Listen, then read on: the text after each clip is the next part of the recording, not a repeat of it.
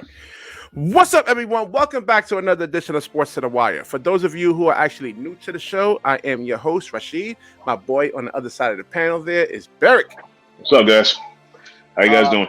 Good morning. Can actually see what the title and text on screen. Lakers lost game 1, and this show will be about adjustments for game 2. Beric, take us off over there, man, because you was utterly disappointed with the performance of LeBron and well, I mean, I'm not a Laker fan, but obviously the NBA obviously needs the Lakers to be relevant all the way through the postseason. I'm gonna take it that further than that, but that's kind of sort of the bottom line. The big bottom line is right now is that AD and LeBron combined for 31 points. That can't happen. You can't beat anybody that way. The adjustments is going to happen to be. This is going to make it very simple, man. AD, you want to play big time, big boy. You know what I'm saying? You got to get in that paint. And you got to dominate. You're the tallest dude on that floor. Between every player, even Anton, right now you can probably match up with him size-wise, but basically you're the tallest guy on that floor. You've got to take your ability and wear these guys down the paint. Schroeder, you're going to have to learn how to break that offense, get the ball to these guys in their sweet spot. LeBron, you're going to have to basically organize everything from the perimeter, and you got to nail these shots down because you can't really shoot the rock from the outside at a high level. The fact that you and LeBron basically have combined for 31 points in game 1, you're not beating anybody. Now, it would be good if LeBron can get 30 points and AD can get 30 points. Then we could talk about a victory, but you're not beating the Suns this way. And I personally think if you basically move the ball around, and make AD more of a low post player and stop settling for jump shots on the damn time, you know what? You might have an ability to be successful against the Suns. Yeah, and that's the problem. You have Andre Drummond down there on the perimeter. I'm sorry, down low. I'm sorry. Andre Drummond is actually down low, and that's a big body, man. I didn't realize he was that big, man. I'm like, damn, he takes up a lot of space. And I said, there's no way Anthony Davis can actually operate down there. So you're going to have to actually go small in a sense by putting Anthony Davis at the 5. Now, he doesn't want to play the 5. I mean, he doesn't want to have to bang around with Jokic and any type of big guys. That's not really, his game there in a sense, though. But, you're getting paid. How much is his contract now? Like 200 something? Oh, man, I lost track. But I'll tell you one thing. It's astronomical. You're going to have to go above and beyond, man. If you want to actually win this championship. Now, Kevin Durant's going to play the 5. When it comes to Brooklyn, when it comes to certain matchups, and you don't have to actually bang with these guys. The idea will be with him is to actually spread the floor out to try to bring the big guy out in a sense, though. Well, you want to see if you can spread the floor. That comes about when you can't shoot the jump shot from outside. And in game 1, the L.A. Lakers shot the ball from the perimeter at 28%. You can't win anybody. Like I said, you're not going to get it done. So you're definitely going to have to go back to old school. It's going to have to be a somewhat small level of inside-outside. And like I said, in my personal opinion, just looking at some of the highlights from game 1, you see a lot of AD's perimeter shots. He was double-teamed from the perimeter. He wasn't double-teamed down low. He was double-teamed outside. So when the ball got into him, he had no opportunity whatsoever to get great looks at the basket or make a first-step move or get a good look at what the defense is doing. That was what the Suns' game plan was. And guess what? I don't think it's going to change the game 2 either. Because if it ain't broke, don't fix it. Yeah, so my guess is when, you know what I'm saying? So if AD's going to get the ball in his hands, the Suns are going to go rock to him. So that means Schroeder, you got to be on your game. That means LeBron, you got to be better than what you were in game 1. That means, Andre Drummond, you were brought in to be a double-doubles man, command the low post on the offensive end, especially. That ball goes up and don't go in. Your job is to get the offensive rebound. Period. Let me ask you something. I'm hearing from a lot of the mainstream media out there, sports media. Like LeBron always loses a lot of game 1s. He wants to feel out the. This is not LeBron James actually being at the 1 seed, and this is your typical Phoenix team at number 7. This is the number 1 seed. There's no feeling outs, man. You're gonna have to start exploiting the mismatches. If Chris Paul's guarding you, he's the point. You're gonna have to go right at him and put some pressure on the defense, and then hopefully these other guys, KCP, Kuzma, maybe these guys can actually hit some 3-pointers in a sense, though, to try to provide some spacing. But the perimeter shooters going to be better. This is not a typical. You're not the number 1 seed over here, man. You're the number 7 seed. That's right.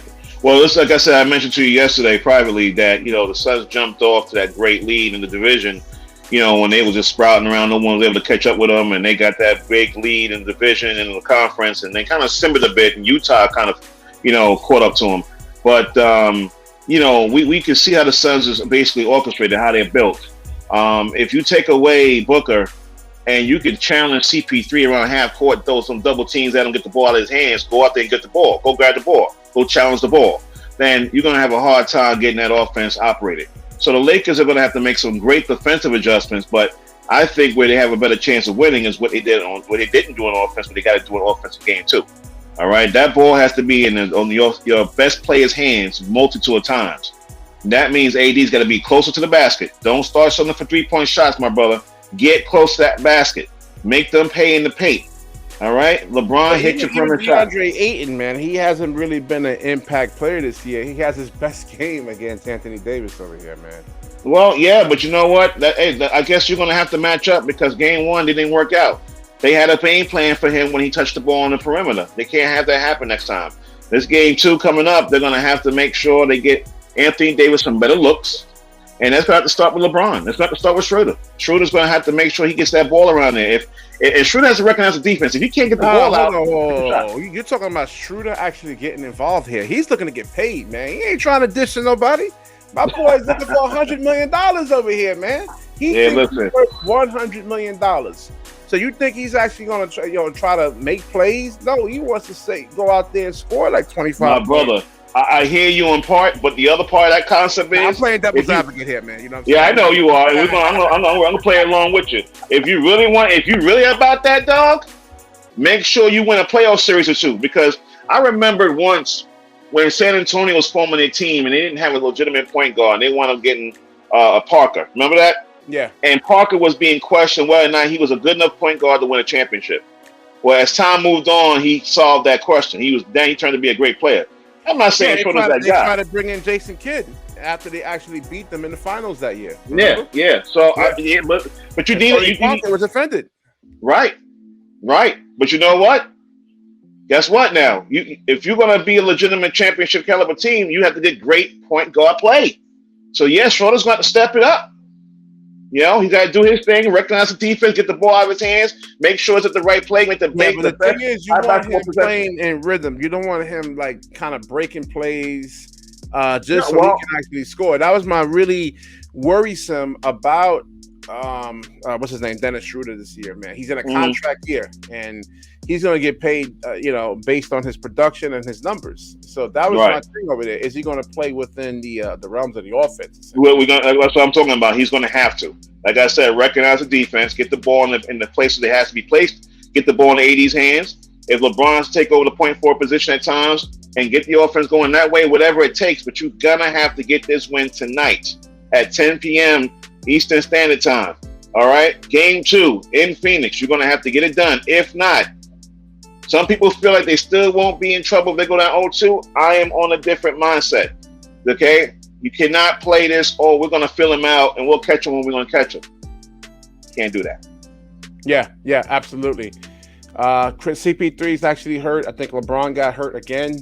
And, Anthony Davis is going to have to probably play a lot of perimeter. He shouldn't, though. He shouldn't, but he has a lower extremity injury, so he's going to have to probably step up on Devin Booker from time to time. So that's not a good thing there. So the Lakers got some issues here. Yeah. It wouldn't surprise me if they actually get bumped out. What do you think, man? If they lose, they go out. Now LeBron came back. He came back from a 3-1 lead. But he didn't have no Kyrie Irving and Kevin Love on his own. No, it's a different bunch. Yeah. The only legitimate scorer he has is AD. Then let's be honest. It's not gonna. I don't see that happening. That's why I'm saying you cannot afford to go down 0-2. All right. Even though I know in certain areas you can definitely muscle your way against this Phoenix team. They're a little bit of a small team by comparison, but you just don't want to fall 0-2 to this team. Yeah, that's good for physicality because teams have tried that. It hasn't worked. And we'll actually see. You're going to have to really score. I mean, even with Brooklyn, I think they had the big three together. And that game almost went down to the wire. Brooklyn actually won. But they have 3 high-powered offensive caliber players. Well, it's playoff time now. Only essentially really have one. because Anthony Davis is not on a level of a Kevin Durant, Kyrie, and James Harden. Well, we can't compare them. We can't compare them. We can't. You always do that. They actually guys do, man. You know what I'm saying? So, yeah. It's only one a really, really like potent scorer on this Lakers team is actually LeBron James. Well, I'm gonna tell you something. All the NBA logical people would disagree with you, bro, because they feel like he's a top 5 scorer. All right. Yeah, man. Read the articles. Listen to people. He's better than Kevin Durant? Hell no, man. I didn't say he was. Are you saying that? I didn't say he was. I say he's Anthony Davis. Now, come on, now, let's be for real. Listen, they're saying he's a top 5 player. You're taking Kevin Durant. You're taking LeBron over him.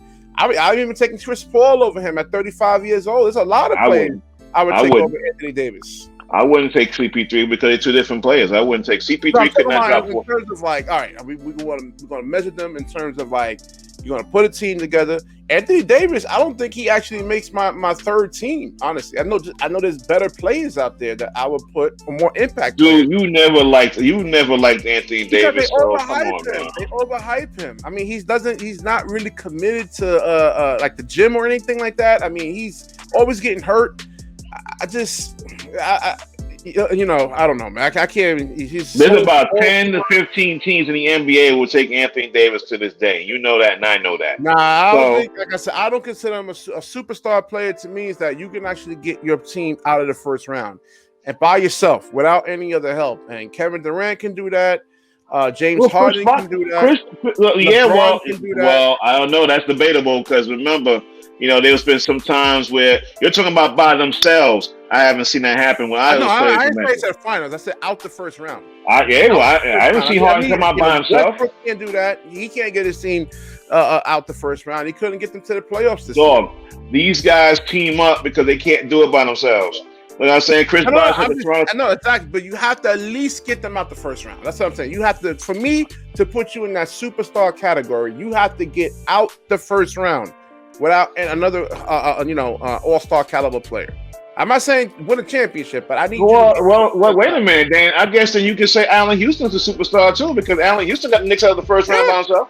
There's a reason why he got that $100 million contract. He got that $100 million because he was able to shoot a jump shot from the outside over 40%. That's why he got it for. Listen, you can get your team out the first round without an all-star caliber. Yeah, but no one considered Allen Houston a superstar. They say he's a good jump shooter who just happened to get, the right time. Did he get his team out the first round? He's not a superstar. I hear you. He's not a superstar. Kenyon Martin got $98 million because of Jason. Yeah, but he wasn't by himself. Yeah, that's what I'm saying. Kenyon Martin got that money because J. Kidd was lobbing them alley hoops to him. That's what he got that money because alley hoops that J. Kidd kept feeding him. That's why he got that money. Yeah, he was doing it every time. Bong, bong, bong. So. I mean, listen, it is always a theory inside and outside, man, but this is what the pundits are saying. He's the number 5 scorer in the NBA or top 5 talent. Now, he's a top 5 talent, but he has not been playing like it. That's the whole thing. So that comes to the point where he has to start elevating his game. He has to start learning how to ascend at this point now. You won the championship last year because you played in the bubble and not everybody was at full strength. All right, I said this year, everybody's at full strength. Brooklyn Nets piece. If you want to get to a caliber of a James Harden, LeBron James, Kevin Durant, you got to elevate the surrounding pieces around you. I mean, scoring a bunch of points is one thing, but now you got to be able to score and then actually make the other players around you better. And Anthony Davis doesn't do that. He doesn't. Yeah, but he's not. But you got to understand something, bro. He's not there to be the leading candidate. That's LeBron's team. That's LeBron's job. Even I'm talking about when he was in New Orleans, he never made anyone around him. Well, then you know what? Maybe that's the reason why. Take a C player and turn him into a B player. Can he take a B player and actually turn them into an A player? And there's 5 or 6 players in this league that can actually do that. When you draft a guy, when you draft him out of Kentucky, and John Calipari was the one that coached him. When you draft this man at the University of Kentucky, he had 2 things working. The ability of a man his size to put the ball on the floor and shoot the rock. Okay? That was kind of what drew anybody to draft him. Now, as far as making other people better, that may not be his style. Let me tell you something. Being inside of a locker room, there's the rah-rah guys that can barely produce, and there's the guys that keep themselves quiet. You made my point. If it's not his style, then he's not a superstar. He's not a top 5 player in this league then. Because the top 5 NBA players in this league. He's a top 5 player by the pundits. He has not played to that level. I know what I said. Yeah, he's not a top 5 player because. But look at Tim Duncan. Tim Duncan is the best power forward in the game, and he was a very quiet and stoic kind of guy. You want to say he's unable to lead guys? Who was that? Because that wasn't his job either. Who was that? When I talked about Tim Duncan, the best power forward to play the game, he was not no rah-rah guy. Tim Duncan made other players around him better. He was an excellent passer for a big. He made other players around him better. Yeah, but he was not the leader you're referring him to be. See, there's many different facets of leading other guys, bro. It's not just, can I make them better? Can you be a leader in the locker room? If Tim Duncan was in his prime today, are you taking Anthony Davis or are you taking Timmy? In his prime, I take Tim Duncan, no doubt. There you go. But it doesn't prove that Anthony Davis is garbage. He makes other players better. He does. He makes. So that's why. What's your definition of making somebody better? What's your definition? Is you pick a C player who barely. No. You're throwing semantics out there. What is your breakdown definition of what a guy? I'm explaining it right now. If you can actually take a C player who scores, let's say 10 or 15 points every 4 to 5 games, and you can take a C player and make him into like a player that can actually score 15 points every other game. But how do you make the other guy better? Tell me, how you make the other guy better? Because, like I said, well, you have to be in position to sit down and explain to your teammates what type of plays we're running and where you need to be at all times so I can get the ball. Like I said, it's actually being able to make the right passes. But then now you're making my point. So you're making my point on that now. So if Anthony Davis, you're saying Anthony Davis is incapable of making a pass to the right spot because he has done it. I haven't seen it. Make anybody else around him better. I've seen LeBron. But to your definition, you're saying he cannot do it. He has done it. He just hasn't done it at a high regularity. But he has done it. The first round, if that was the case, he not necessarily. Not necessarily. I mean, you could have won 7 games and lost the game in the last shot. What does that mean? I mean, he could have easily got everybody in good. Listen, you can't put that on him like that, bro. The bottom line is, look, he wanted out of New Orleans because he liked the way the structure was going in New Orleans, and they was willing to let him go because they probably realized they couldn't win with him. Okay, so the bottom line, that's why he's going.